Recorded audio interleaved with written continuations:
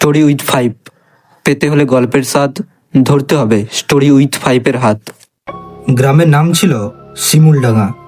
চারদিকে ধান ক্ষেত, মাঝখানে কাঁচা রাস্তা, আর দূরে একটা পুরনো বট গাছ। সেই বট গাছটার পাশেই একটা পুকুর, যেটাকে সবাই বলে কালো পুকুর। এই গ্রামে থাকে তিনজন বন্ধু, রবিন, শুভ আর পলাশ। তিনজনের স্বভাব আলাদা। রবিন একটু সাহসী, শুভ একটু ভয় পায় কিন্তু বুদ্ধিমান, আর পলাশ সে সব কিছুতেই মজা খোঁজে। একদিন সন্ধ্যাবেলা তিনজন মাঠের ধারে বসে গল্প করছিল। হঠাৎ দূর থেকে একটা গরুর অদ্ভুত ডাক শোনা গেল, কিন্তু শব্দটা ছিল অস্বাভাবিক, যেন গরুর না, অন্য কিছুর। শুভ চুপ করে গেল। শুনলি এই ডাকটা ঠিক না? পলাশ হাসলো, আরে গরুই তো, ভয় পাস কেন? কিন্তু রবিনের মুখটা কেমন গম্ভীর হয়ে গেল।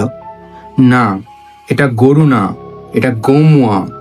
গ্রামে একটা কথা প্রচলিত, যদি কোনো গরু অস্বাভাবিকভাবে মরে যায় বা কারো অভিশাপে মারা পড়ে, তাহলে তার আত্মা গৌমুয়া হয়ে ফিরে আসে। সে রাতে বের হয়, গরুর মতো ডাক দেয়, আর যাকে পায় তার শরীরে ঢুকে যায়। পরদিন খবর এলো, গ্রামের এক চাষি, নাম মহাদেব কাকা, হঠাৎ অদ্ভুত আচরণ করছে। সে নাকি চার পায়ে হাঁটছে, গরুর মতো ডাকছে, আর কাঁচা ঘাস খাচ্ছে। রবিন বলল, এটাই গৌমুয়া, ওর শরীরে ঢুকেছে। শুভ ভয় পেয়ে গেল। তাহলে এখন কি হবে? রবিন বলল, ভূত ঝাড়াই করতে হবে। গ্রামে ডাকা হলো এক তান্ত্রিককে, নাম তার ফকির বাবা। রাতে বটগাছের নিচে শুরু হলো ঝাড়াই।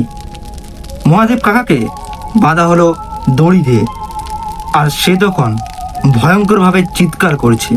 ফকির বাবা চোখ বন্ধ করে মন্ত্র পড়তে লাগলেন। ওম নম গৌমুয়া, বের হয়ে যা। হঠাৎ মহাদেব কাকার শরীর কাঁপতে শুরু করলো, তার চোখ পুরো সাদা হয়ে গেল। হঠাৎ সে গলা বদলে বলল, আমি মরিনি, আমায় মেরেছে, আমি ফিরবো। সবাই ভয় পেয়ে গেল। রবিন ফিসফিস করে বলল, এটা শুধু একটা গৌমুয়া না, এটা প্রতিশোধ নিতে এসেছে। রাতে তিনজন ঠিক করলো ওরা নিজেরাই খুঁজে বের করবে সত্যি।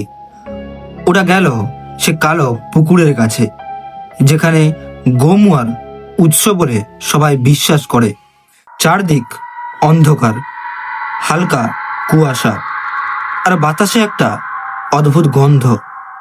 হঠাৎ জলের মধ্যে কিছু নড়ল। শুভ কাঁপতে লাগলো, চল যাই। কিন্তু রবিন বলল, না, এখনই সত্যিটা বের হবে। হঠাৎ জলের ভেতর থেকে একটা কালো ছায়া উঠল। ধীরে ধীরে দেখা গেল ওটা একটা গরু, কিন্তু তার চোখ লাল, মুখে রক্ত, আর শরীর পচা।